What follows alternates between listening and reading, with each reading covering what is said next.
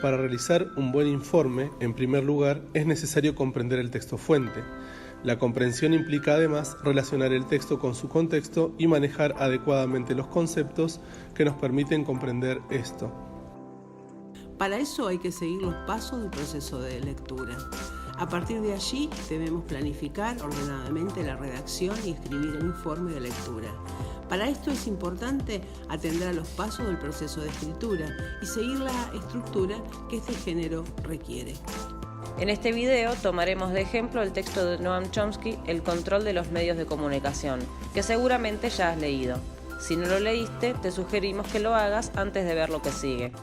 Para poder planificar y escribir debemos saber qué información necesitamos.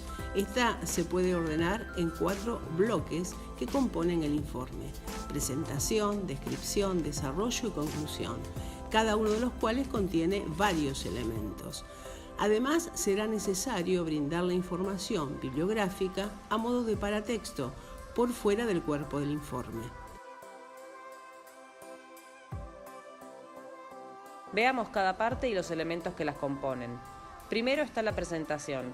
Es importante porque nuestro lector no sabe nada del texto fuente y debemos brindarle la información que nos ayudó para la comprensión cuando lo leímos. ¿Quién escribió? ¿Cuál es el texto? ¿De qué habla? ¿En qué contexto fue escrito?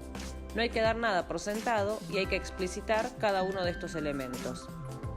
Cuando presentamos al autor, hay que brindar nombre y apellido, profesión, nacionalidad, a qué se dedica y otros datos relevantes. Cuando presentamos el texto, hay que brindar el título completo, la fecha y el lugar de publicación.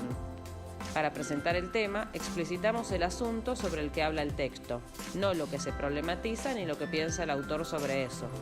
También hay que dar cuenta del contexto en el que el autor lo escribió, en qué lugar y fecha, en qué circunstancias. Después de la presentación, corresponde un bloque con elementos de descripción del texto fuente. Esto implica precisar qué tipo de texto es, en qué ámbito circula, desde qué marco teórico o a partir de qué conocimientos y experiencias el autor aborda el tema, en qué debate social o coestio se inscribe, para qué escribe el autor, qué quiere lograr en sus lectores, es decir, cuál es la finalidad. ¿A qué campo disciplinar contribuye este texto?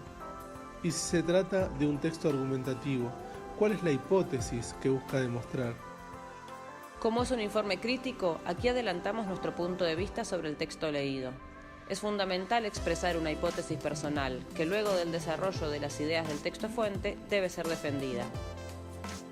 En tercer lugar, después de la presentación y la descripción, comenzamos con el desarrollo. Como dijimos, si el texto fuente es argumentativo, habremos expresado la hipótesis del autor. Ahora debemos desarrollar los argumentos que utiliza para defenderla.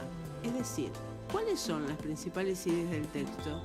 ¿Cómo las presenta el autor? ¿Brinda ejemplos? ¿De qué? ¿Cita a quiénes? ¿Hace comparaciones? ¿Define algún concepto? ¿Utiliza metáforas? Debemos desarrollar y explicar. Debemos internalizar y jerarquizar los argumentos del texto y expresarlos respetando el estilo académico. A continuación, expresamos la ideología del autor, su visión del mundo, qué valores o creencias sostiene, con qué principios, a quiénes se opone. En esta parte realizamos una comparación con otros autores que hayamos leído. Cuando terminamos con el desarrollo de estos elementos, debemos incluir la argumentación personal, retomando el adelanto del punto de vista que expresamos en el bloque descriptivo. Debemos argumentar, fundamentar razonadamente por qué el texto nos parece acertado o no, por qué acordamos con la hipótesis o la visión del mundo del autor o no. Podemos usar ejemplos, citas, definiciones y muchas otras estrategias para respaldar y dar forma a nuestra posición. Por último, el informe de lectura termina con una conclusión.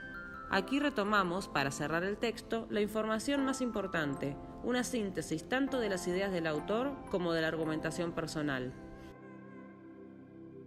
No te olvides de que una vez escrito nuestro informe, debemos realizar una revisión completa del texto.